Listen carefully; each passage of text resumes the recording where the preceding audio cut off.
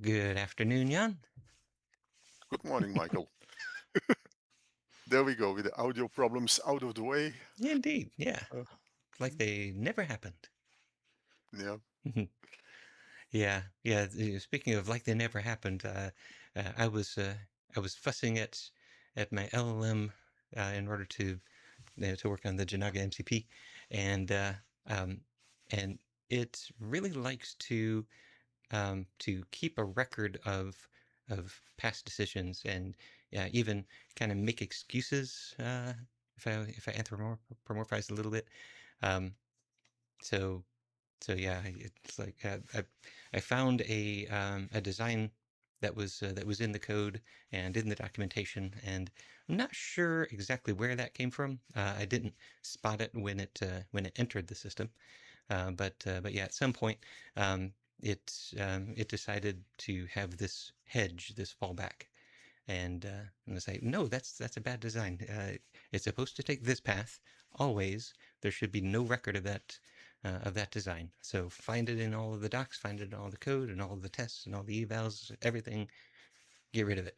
And I said, okay. And it did this huge sweep through the system, and everywhere that it used to be, there was now a comment that says, "Oh no, don't do anything like this, because that would be a bad decision." Um, so I had to fuss a little bit more and say there should be. Imagine a brand new developer coming to this code base, and they see that and they have no idea what that means. That's just confusing. It's just distracting. mhm, Get rid of it. I say, oh yeah, you're absolutely right. So yeah, that is now part of my Claude.md, and um, it's doing a little bit better of actually getting rid of stuff. But good. yeah, let's see if it really sticks. Perhaps next time it will reinvent it. Yeah, yeah, I'll know to keep an eye out for this one. Um, yeah, in this case, so the genesis of this particular path was the idea of um, having two separate control planes for the Janaga MCP. So one agent will author an application, and then Mhm, another agent can come back later and use the application without having to yeah, author it. And so while using the application, you shouldn't have to load in all the definitions and understand how everything works together, because the author was supposed to leave behind a manifest that mhm, that describes exactly what what actions to call when the user decides to do something, and what specifications to call, and how to chain them together. That's the most important part of this. mhm, Um, and so with this redesign, I'm going from 32 tools down to 5, and mhm, um, and so there was no longer a clean separation of which tools were for authoring and which tools were for use. Now, the you know, either either agent has to start in the same place by creating a console, and then use the console differently, whether they're authoring or using.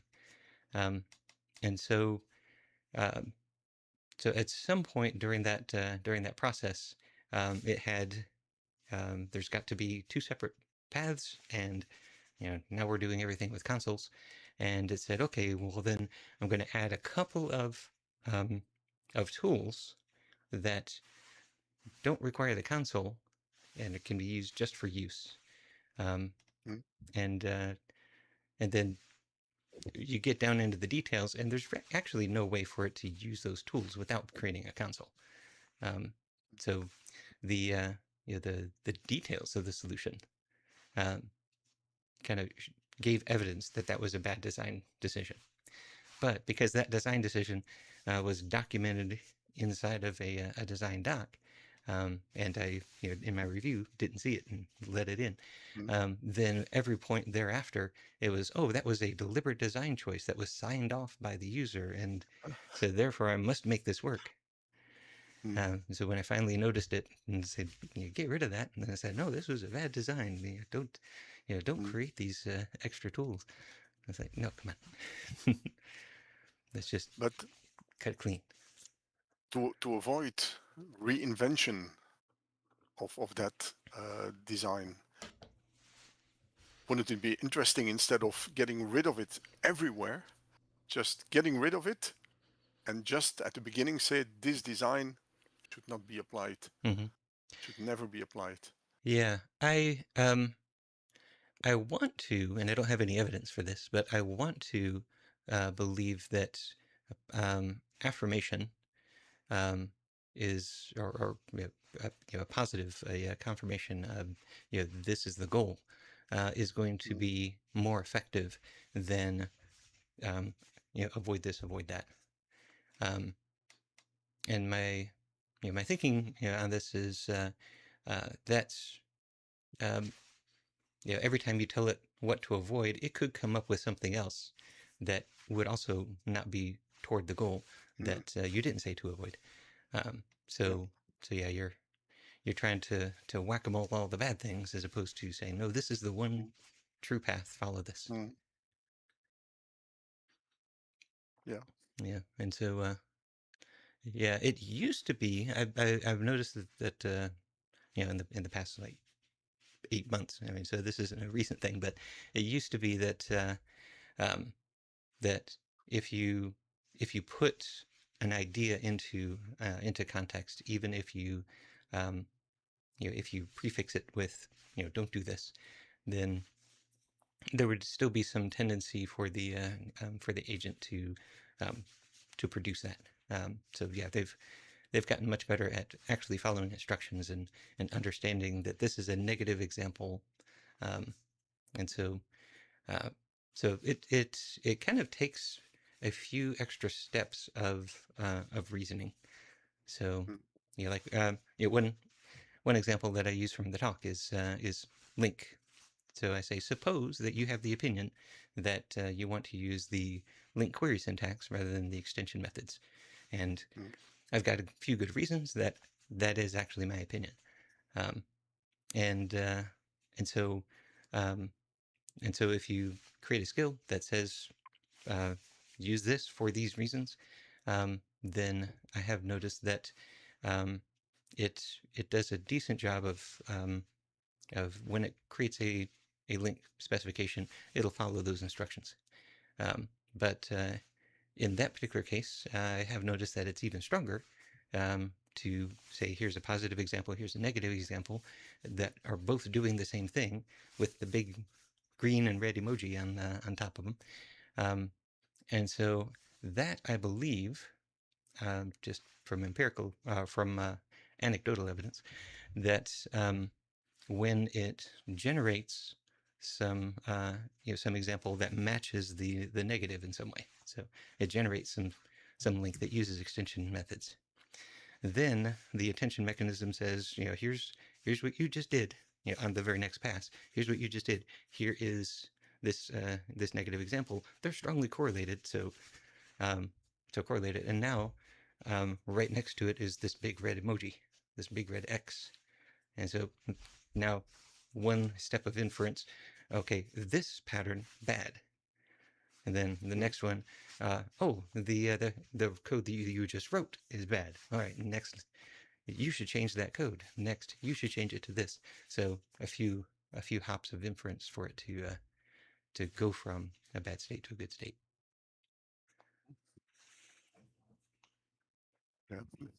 The reasoning of an LLM is Mm, yeah, sometimes not yeah, really clear. yeah, yeah. And I've looked at the reasoning, the thinking tokens, more in the past than I do now. But yeah, when you peer behind the curtain and you see it going back and forth and back and forth, you can almost see these hops of reasoning going through.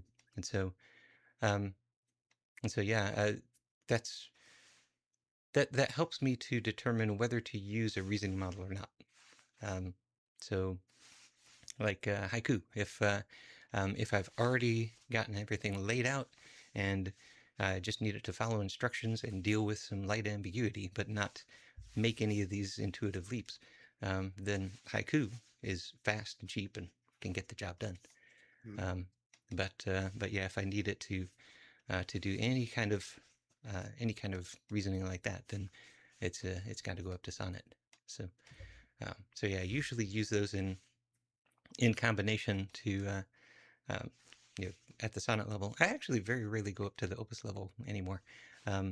Sonnet 5 is so good, but yeah, at the Sonnet level, here are my goals. Here are um, the my values. Here's my reasoning, and then how does this apply to this task at hand, Mm. to this code base, to review this, to writing this specification, and then watch it do all that reasoning and come up with something. See if that matches my intent. Um, so that saves me from expressing my intent, but it also double checks my intent. So it's like you read it back. Yep, that is in fact what I intend. And then at that point, Mm. um, when I tell it to act, I make sure that it's got access to agents that are optimized for Haiku, to skills that are optimized for Haiku, and have the little use Haiku metadata in there. So so yeah, it can kind of shell out to the cheaper model to do the grunt work. So that and sometimes even write a full document and then switch to a new session just with Haiku and then do the work. Mm. But does that mean that for the reasoning, because most of the models you can set reasoning manually, Mm-hmm. um, a lot of yeah, default on I. Do you change that? And it's really simple. So there's so much abilities. Either I user or Yeah, I'm afraid your make. audio is breaking up quite a bit. I saw that the image was was standing also. Okay. You Yeah. hear me better now? Yes, you're back now. Okay. Um, so for the models, most of the models have this possibility to set in low or high Mm-hmm. reasoning mode. Yeah. But then you have all the different models as well. So there are so many combinations. Mm-hmm. Um, I usually use just Composer, Mm-hmm. or I put it to automatic, which is already Mm-hmm. you already have to decide. But if you use manually all the models, and on top of that you have to set the reasoning, how do you determine that? Yeah. Yeah. First of all, Or do you say, it's okay, very complicated, I take yeah. Sonnet high reasoning, and not complicated at all, I go to Haiku, and that's it. Mm-hmm. Yeah. Yeah. So first of all, I think it's worth calling out that that Cursor just rolled out a new auto mode, and it's not entirely obvious from the user interface. But auto actually has another word attached to it now. I forget what it is. Um, but but the new auto mode actually does a bit more of what you expected auto mode to do in the first place. Um, it it observes the task and then routes it to the most appropriate model. Um, Yeah. and in the past, it was more heavily weighted toward um, what what server availability to um, uh, to kind of cost pressures. Um, Mm. and so you would see in the past, you switch it to auto, it's basically switching it to composer. Um, and so now it's supposed to be doing a lot better job of taking what you want to do into account. I haven't measured that, so I don't really know how well it's doing that. But yeah, that was just this week, maybe just last week. And is it on the user interface? It's still the normal auto button the switch that you enable. Yes, although it's got another word in front of it now, like uh, intelligent auto, and not intelligent, but there's a. Oh, wait. It proposes me a new update. Okay, yeah, Might be that's the yeah. update that's coming. Wait. Hmm. Um, let's see. Yeah, Yeah, so that. he's still updating. Mhm. But But even from iCoo, you have thinking mode or non-thinking mode. Um, yeah, yeah. I guess I oversimplified because I tend to just use Haiku in non-thinking mode.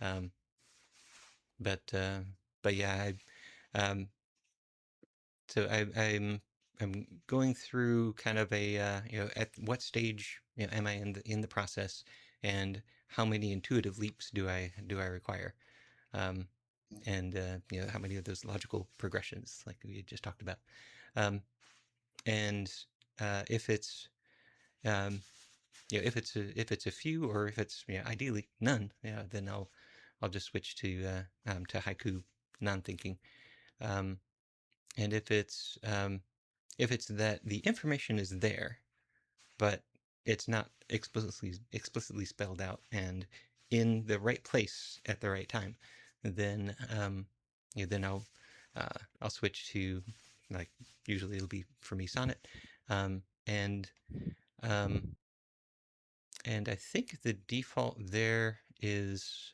high thinking, um, or maybe I think I might have actually yeah. set the default to medium, um, but uh, Or Sonnet it's high normally, I yeah, think. yeah. Actually, as Yeah, because you have low, medium, high, extra high, and max. yeah. I don't go to the extra high, so yeah, it is high, that I keep it at, and yeah, so that's usually enough to do those multiple steps Mm, of reasoning, and then when I'm really coming down from values to decisions, and those decisions are not uh, very clear. They are trade-offs. They require some weighing of different options, kind of projecting into the future. That's really where now I'm going up um, to the Opus level. okay, because then are you not using why iCool and why, for example, not just Composer? Yeah. Because I'm doing most of my work in Claude desktop, or Okay, Claude Code. okay. So yeah, when I do my Mm, cursor, so I use Cursor for my client, um, and so yeah, when I'm there, it's just pretty much always in auto. Um, yeah, a few months back, I would switch it specifically um, to Opus when I needed to solve a hard problem, and then a little bit more recently to GPT. It was around the GPT 5.3. Yeah, it was at GPT mm, 5.3 that I noticed that was doing a better job with this particular set of tasks. Um, so just when it's like, nope, you're not getting it, auto. I need to switch it up. Um, and then I would make that switch, get what I needed, document it, and then pop back down to auto. And usually at that point, also switch to a new context. So read okay. this document. The decisions have already been made. Now, how do we implement it? Um, but uh, but yeah, in the past month at least, I found that Cursor's auto is sufficient for everything that I've needed to do. Um, Mm, and so it might be that they've got the new Grok behind auto. So in addition to the Composer 2.5, mm, um, whatever the latest version of Grok, and so I think they are subsidizing that model a bit more, and And so, yeah, I'll take it. Um, Mm. but um, but yeah, so it's been good even for the hard problems. But then also, we're kind of past the hard problems at my client, and now we're back to just grinding it out. Yeah. Meanwhile, he has done the update here, Mhm. but it's still the normal auto mode as far as I can see. Hmm. Um, yeah. Yeah, I'm gonna. You were talking about cursor, eh? Yes, Yeah. yes. So let me get mine started. Um, yeah, I haven't started it on this machine in a while, so maybe I need to do the same update as well. But yeah, starting cursor, that's going to take a little while. Because I didn't see. Uh, it writes here in the documentation. Auto has 3 modes: auto cost, auto balance, and auto intelligence. There it is. Yeah, Yeah, but yeah. that's not what I see Hmm. here. Wait, if I switch on auto, it says balanced quality and speed recommended for most tasks, but there is nothing else that I can choose. Yeah. Or would it not be released yet for certain areas, perhaps? Maybe. Yeah, maybe it is that. Uh, Yeah, I'm using it with an enterprise license, and maybe it was I rolled out to just enterprises first. have it on the pro license. Um, Yeah, yeah. On this machine, I'm just using my pro license, so I'm not seeing it yet. Auto balance and auto intelligence are charged at the model API's rate for the model used, Mm-hmm. based on the actual usage. Um, and auto cost has a fixed cost. But then, yeah, but then what's the difference between the three? Mm-hmm. Uh, The intended difference, and in my networking activities, I did connect with somebody at Cursor, and so we had a nice little conversation about this. Um, yeah, we actually talked just before it was launched. So she was like, "Yeah, and this is coming." I said, "Oh, that is so cool." Um, okay. but but yeah, the intended difference is that the intelligent auto uses a really lightweight model at the front to take a look at the context and the task, and then reason through or figure out which way to send it. It wouldn't be a reasoning model at all. It would just be like, oh, this matches. Uh, asking for a design decision. Let's go higher. Oh, this matches doing some code changes, and I see all of these Mhm. examples in context. So, let's go to a nice simple model. Okay. That's if you select intelligence. Yeah, And what about balance and cost? yeah. I think balance is the auto mode that you used to have. Um, we didn't talk about cost, um, but yeah, knowing what's kind of happening in the coding agent conversation right now, people are becoming much more cost aware, which is not a bad thing. Yeah. And so they might have rolled out cost at the same time as intelligent, um, so that you could set some limits and budgets. Not really sure. I'll have to play with Yeah. that one. Because so the auto cost mode has a fixed price. Yeah. While balance and intelligence Okay. are charged at API, the model's API rates based on the actual usage. Mm-hmm.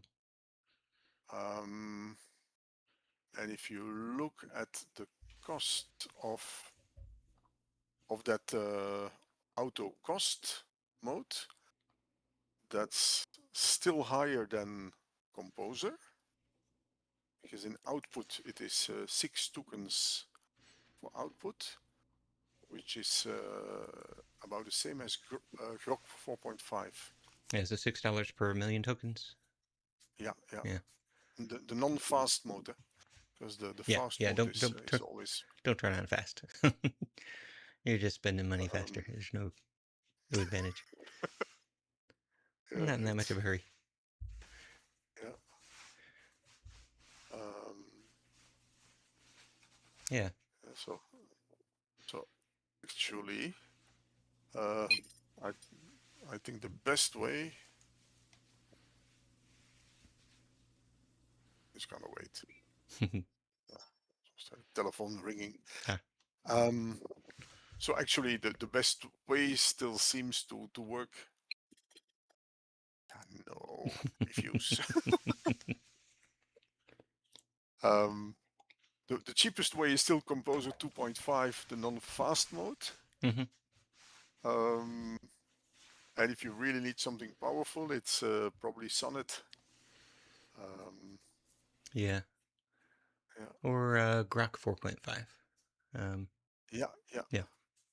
yeah. Because Sonnet automatically goes up to about $15 per million tokens in output, Hmm. and Grok is about 6, so that's still a big difference. Yeah.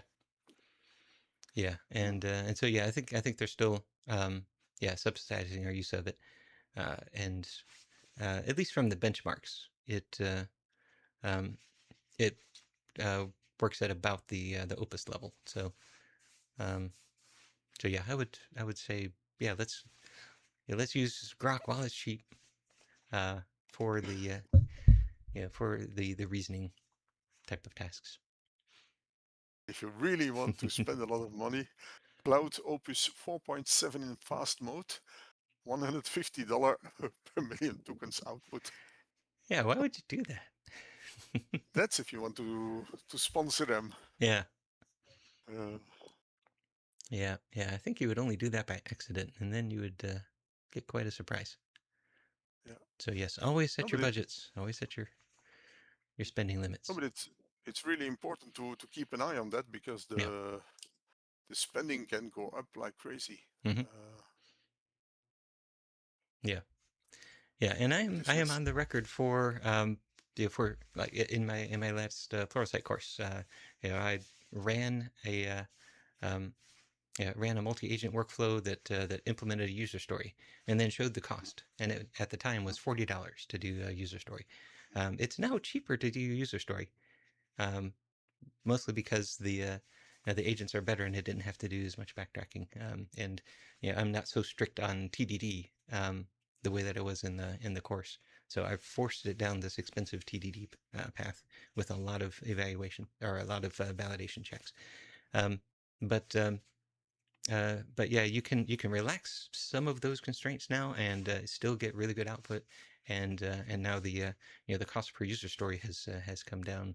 But I'm still of the opinion that if it didn't come down, if it was still $40 per user story, you would still do it mhm, because that's a single person taking running this thing for an hour and a half and then checking its work for the next 2 hours or whatever, um, mhm, versus spending a week and mhm, passing the baton to multiple different developers. It's mhm. like it's still a net win. Wait, no, that's clear. Hmm. It's working so fast. Yeah, but of course, with the availability of the tools, um, the goalposts have moved. So we're no longer expected to work at the rates that before AI. It's like, oh yeah, okay, we've got a sprint. We'll finish these 4 user stories in the sprint. Um, it's like that. No, that rate uh, of production not acceptable anymore. Okay, we need to work 15 user stories in the sprint, and we know you can do it because we get the bill for Cursor every month. So I was like, yeah, compare that bill Yeah. with my bill rate, and it's like Mhm, that's really cheap, and I'm still pretty darn mhm, expensive. So so yeah, it makes a lot of sense that use that tool to go faster because it's cheaper, and now the expectation is is It higher. improves your productivity. Hmm. Yeah. Yeah. So, yeah, there is something that I tried this week that I would like to share that I think has been really helping with the quality. So I'll do a screen share for this one, and then bring in. Okay, let's make sure that we are streaming the right thing. Actual MCP. Yes. Yep. So let me switch to over there for just a second. Yeah, I'm moving our pictures around on the stream. So yeah, this is the repository for, so it's a private repository for the factual MCP, now called the Janaga MCP. And so in here, I've got my docs folder, and so this is where I keep all of my design specs, analysis, the architecture, the milestones, all the documentation.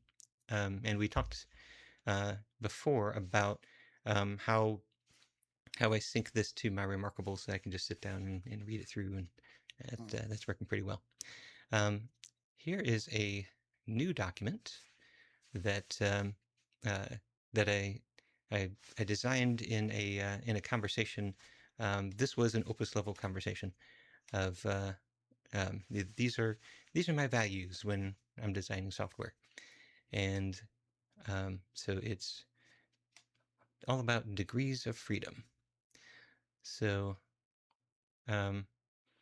degrees of freedom is how I like to think about how many things can change within your software and within the system that the software is modeling. And this comes from mathematics. So in math, the number of degrees of freedom in a system is equal to the number of variables minus the number of equations. So so you can also think about degrees of freedom as the number of things that can move independently. So you could rewrite your equations to all be parameterized, and now it's the number of independent variables, the number of parameters that are free to change. And so when applied to software, this has some knock-on effects. So we've got our problem space and our representation space. So the problem space is the code. The representation space is the set of configurations that the system can actually hold, what it can represent. Oh, sorry, got that backwards. So yeah, the problem space is not the code. The problem space is the thing that you're trying to model. The representation space is how you model it, how you represent that in code. Okay. And so so this constitution, and I got the constitution idea from Anthropic's constitution that they use to train their models to get them to behave in a certain way. And say, well, I'm not training the model, but I can still give it access to this constitution while it's making decisions. And so exactness is the idea that we should have the same number of degrees of freedom on both sides. So too few, and you can't too few degrees of freedom in your representation, in your representation space, and then you cannot can't solve the problem. Yeah, you can't represent the full problem. But too many, and now you've got configurations that don't make sense. And if you get into one of those states, then things break. And so derivation of dependence is that idea of rewriting your equations to be parameterized equations. So they take the independent variable as an input and they produce the dependent variable as an output. So x, you can choose x, but then now the function picks out y. And so how this appears in code, here's a nice example, is in React, use state is independent state. you can then call set state and change it to whatever you want. But then when you have code that computes properties, computes React props based on that state, then that's computing dependent state. So, so the limiting degrees of freedom is the same thing as limiting the independent state, and then deriving everything else. So totality of meaning. Every configuration of the system that the system can represent is meaningful.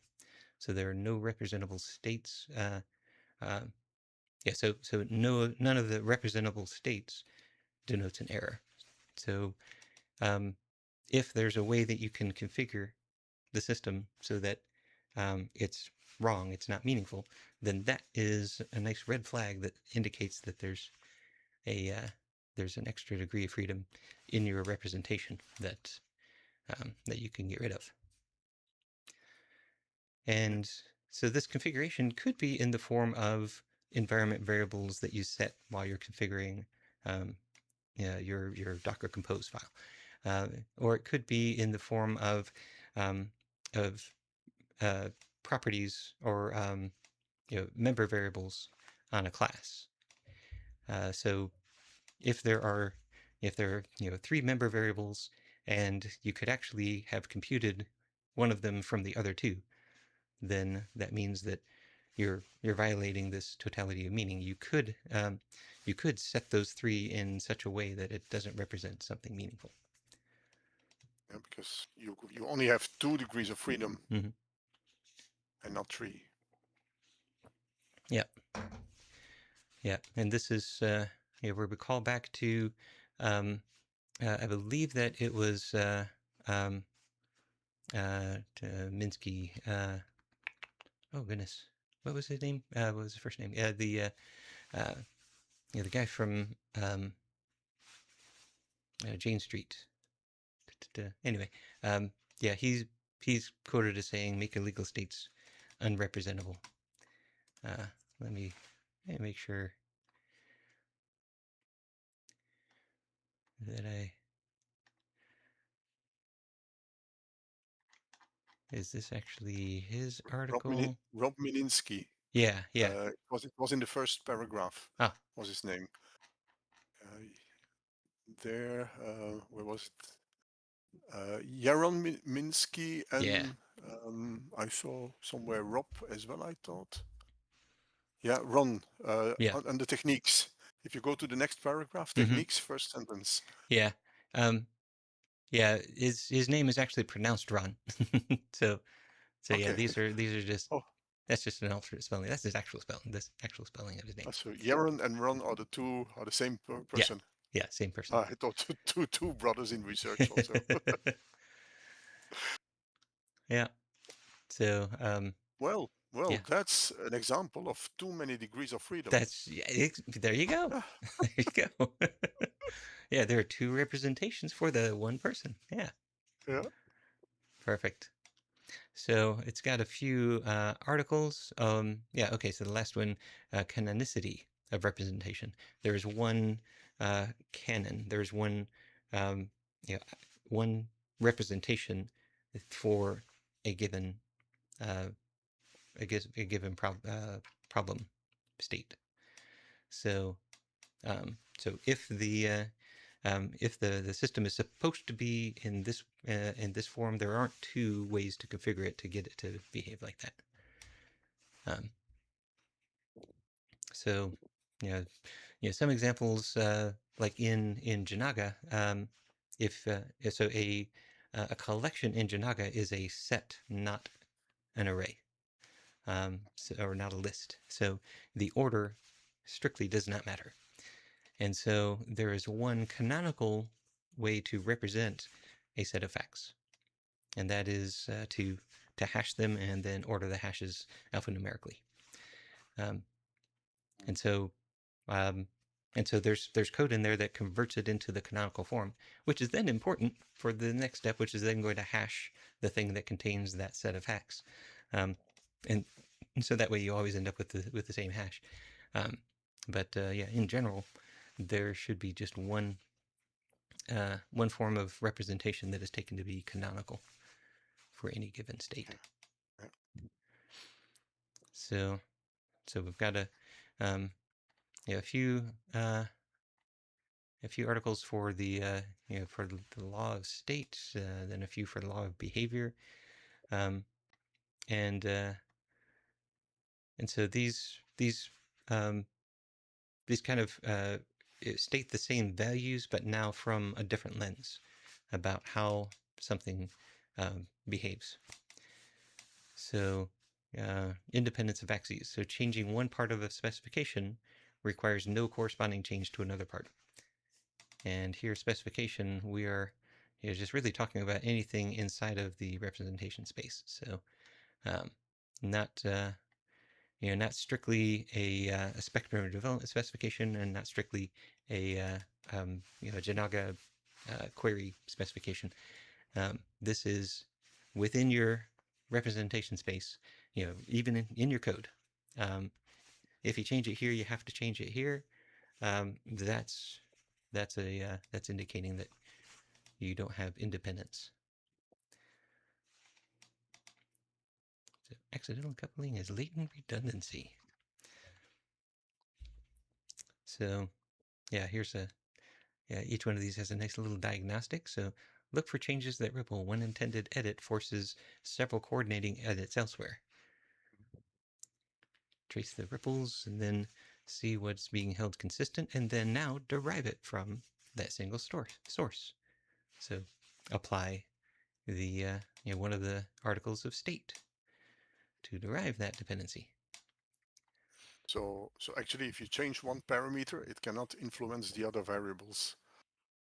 It's really that if you find yourself changing the code, and in order to affect the change that you want, you have to change this function over here and that function over there. Then that's an indication that those two functions are not independent. And so you should refactor to produce now a third function that they both call.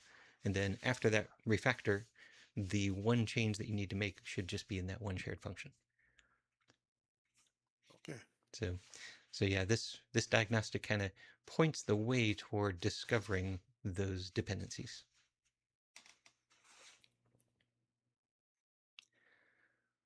So yeah, now this gives the agent some procedures for figuring out whether there's been a violation, and what to do about it. So it can kind of use this as a checklist and go through. And then boundaries and tensions, there are always exceptions. So deliberate physical redundancy is permitted. So if you've got, in this example, a cache, and you've used that to optimize. So you've got state in the database, and then you also have that same state in the cache. That's deliberate. That is permitted. If because it is for performance reasons. Yeah. Oh, yeah. Okay. Yeah. Yeah, and if you have a client server system and you need to make a change to the client and a change to the server, that is a physical redundancy that is permitted. In my opinion, I don't know if I have really expressed this in the Constitution here. In my opinion, when you find those physical redundancies, you should still try to derive the code itself from a common shared specification. So, yeah, in the case of Janaga, a Janaga specification is used on the client side in order to query your local store and produce the results you need. It's also sent to the replicator, and then the replicator executes it. So that one specification crosses those boundaries. in other systems, you might write one one bit of code and then compile it into two different systems. So it goes to the client as an API call, and it goes to the server as generating the API endpoint. So yeah, this constitution has really helped to get the LLM to act in a certain way. And I've noticed that when I point it to the Constitution and say, evaluate what you are doing in light of this, um, it's able to make fewer of the kinds of mistakes that really bug me. And without this Constitution, it just does not think in terms of degrees of freedom. It's not an idea that's really in the training set. People put copies of logic all over the place, and it just seems to be a normal thing. And so it does it too. Oh, in order to make that work, I need to do that, and it's really good because it has these really huge context windows that it can load up a whole bunch of related code and say, okay, reason through. I need to change that, and that. Go, make a little checklist and make all the changes. But yeah, don't do that. And this, is it particularly important at the moment that you design a Jinaga model? Or for example, that you make a configuration file? Or is it wherever you work in the software? It really is general. It really is wherever you work in the software. So places where it has shown up, if we go to deploy and my Docker Compose, so one of the first places that it showed up, and in fact, I think it might be represented, it might be referenced in the comments now. Yeah, let's see if I can see the word article. Yeah. Oh, okay, it's not. But yeah, it'll often leave a little comment that says, "Oh, I did this to adhere to Article 2 of the Constitution." But yeah, and here when deciding what the environment variables should be,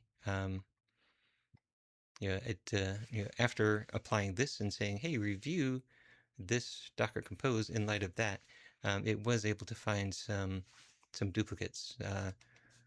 Like, yeah, I'm not sure if I can point to one off the top of my head, but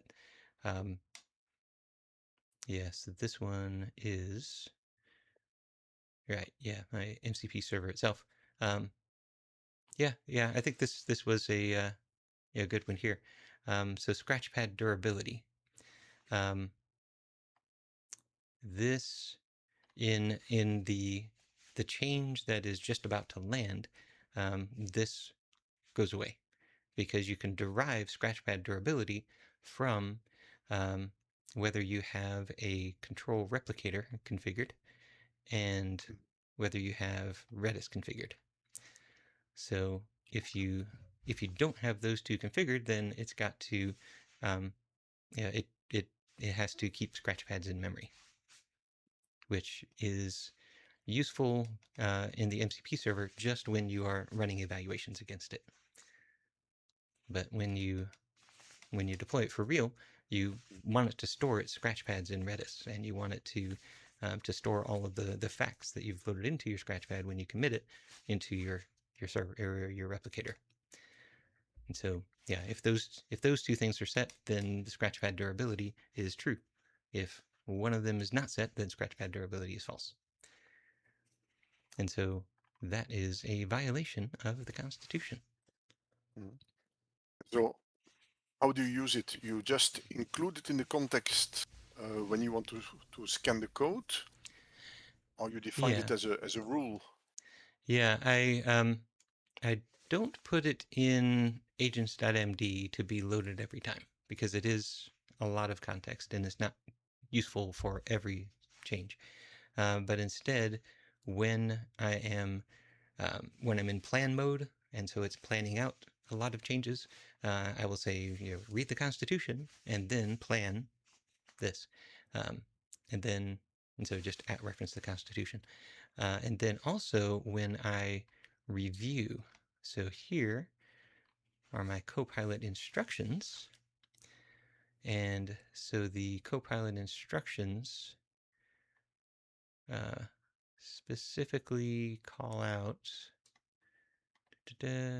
yeah, specifically call out the Constitution. So after I create a pull request and Copilot starts automatically reviewing that pull request in the cloud, it's going to apply the Constitution during its review, and it's going to look for violations. Okay. And how did you came up with that document?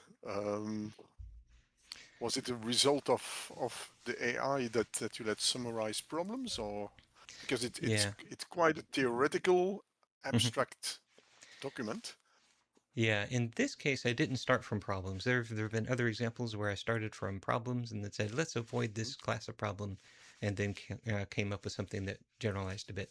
But in this case, I did start top down. Um, and so, yeah, I was in this code base, but I Mhm. didn't ask it to review anything in the code base or any of the Git history. Instead, I just um, yeah, I first of all put it into a quick response mode. So you say something like, uh, "Let me drive. Summarize your understanding. Don't make any changes. Um, don't make any assumptions. Don't get ahead of me."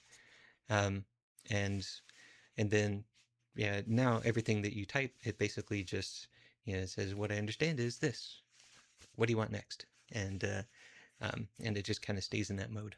So I put it in that mode, and then I said, okay, we're going to talk about my values as a software developer. Here's what I think about degrees of freedom. Here are some examples from React. Here are some examples from from uh, configuration of Docker components, and um, and then kind of laid out some of the red flags.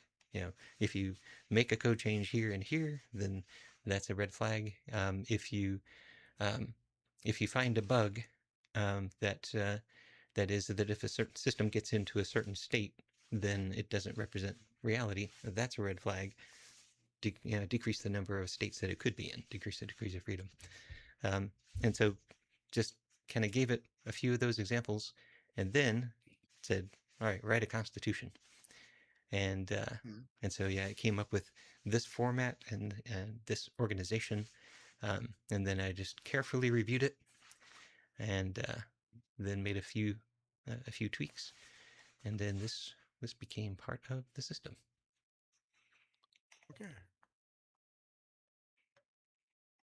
I also saw a plan directory. Um, Yes.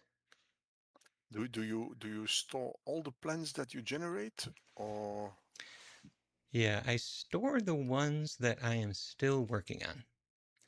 So this okay? is the one that I'm currently working on. Mhm. Um, So once and everything is implemented, you delete the plan and you don't store them in. Yeah, correct. this is GitHub. So Yep. yeah, Yeah. So the plan is there in history. I don't even have yeah. an archive folder to put them into. It's like, nope, that plan, you should not accidentally load it into context. And so, yeah, Mhm. all of these steps have landed, and these steps are big enough that they require a full session of their own. It's not that I could do an orchestration that then shells out each of these different steps. So yeah, one of these steps is full. Let's think through conversation. What is this going to change? What are the consequences going to be? Bring in the Constitution. How do we apply that? Um, get that right, and then switch to plan mode, make a plan to do it, review the plan, and then execute multiple agents, and then create a pull request and monitor the pull request. So there's even a skill up here for make pull requests. yeah, Yeah, managing there. pull requests. Yeah. Yeah. So um, yeah. So when I say make a pull request, it reads the skill and says, oh, okay, this is what I'm going to be doing, and then I'm going to monitor it in the background. And so, yeah, these are the scripts to run. So create a monitor that runs this command, and this command is one of the scripts. So PR watch activity, PR watch checks, and so yeah, that script is going to watch GitHub and then return, sending things back to the AI whenever there is um, a new check that has completed, like a CI/CD build, um, or a new review. And so yeah, I'd tell it to build and create a PR, and then it watches. Meanwhile, that lands on GitHub, and Copilot picks that up and does its review using the Constitution, leaves some Okay. comments, and then this sees the comments and said, "Oh, I need to respond to those," and um, and then I get that one round of validation. And then after that, I take a look at it and I review all of the changes. And so there, um, I'm looking for something that slips through the design process. So I'm looking for code that says, well, that's not right. You must have made a bad assumption. Yeah, like the one that I opened with, where it had these extra tools that did this really weird thing. The really really weird thing that it did is that it would take a literal string from the request and then look for that literal string inside of a specification result, and then replace it with the fact reference that was right next to it in the specification result. So the agent could take the user's request to um, like record an expense of $10 for lunch, and it says, "Oh, lunch. That is um, the category." So I'm just going to pass literally the word lunch into the tool, and so the tool is going to have access to the specification results of get categories, and it's literally going to look for lunch and then the fact reference right next to it, and then replace it with the fact reference. And it's like, no, it's not going to be an exact match. That's yeah, no. If there when the system needs to make that kind of decision, it's got to be the LLM making that decision. Like, well, the user said lunch. Here's the categories. Oh, um, lunch with a capital L is in there, or meals. That's the category. Um, so don't do this exact match stuff inside of the MCP. Um, so so yeah, that's the one that I had it rip out, and it left a whole bunch of scars. And I said, no, no, clean. but but yeah, so that was caught as part of my review after after Copilot got its chance to review, and so that is how it manages the pull request.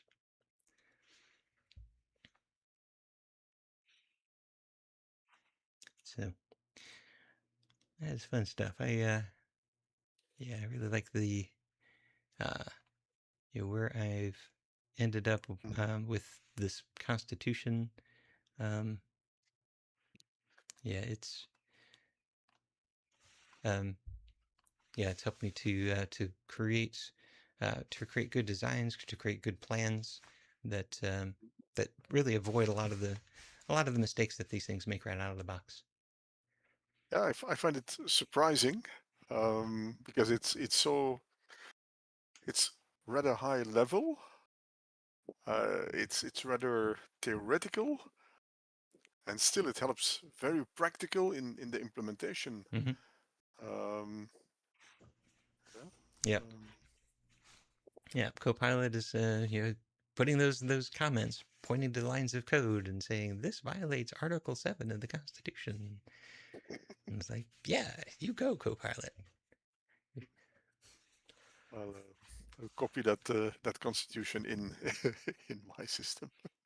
Yeah, I firmly believe that everybody should have their own constitution. So everyone's got their own set of values. Um, I don't intend to share this one because uh, uh, your You opinion's just different. did. Well, You yeah, just did. yeah. So you could copy it from the screen, but I don't intend to give everyone a markdown file and say, hey, use this, because yeah, No, you should. opinions can be different, but this one is about science. It's not really an opinion. Mm, It's independent variables. It's math. yeah, yeah, that It's is true. mathematics. So Hmm.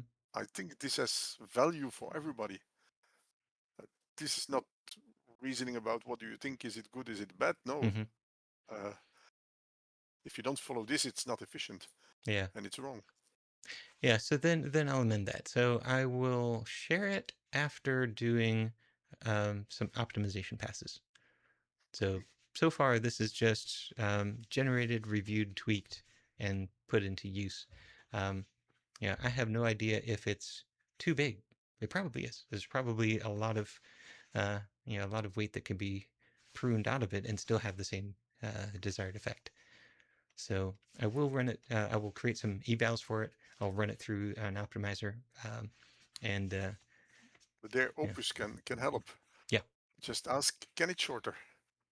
yeah, And it will say, of course it can. hmm yeah, yeah. Uh, There's a project called Skill Opt from Microsoft that is it's Microsoft Research. Yeah they basically created the idea of fine tuning a model, so that whole backpropagation gradient descent, um, but but not for the weights, instead for a skill.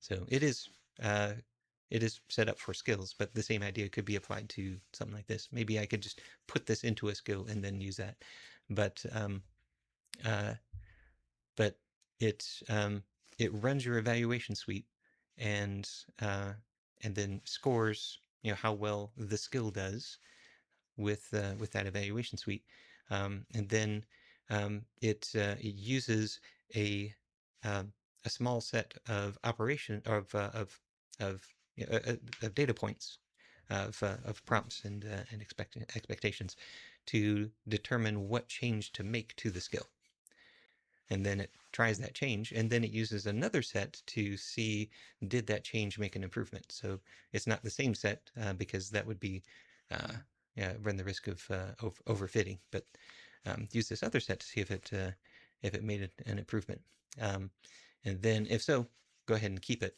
And then there's a third set which is used to grade the overall progress of just making toward the goal.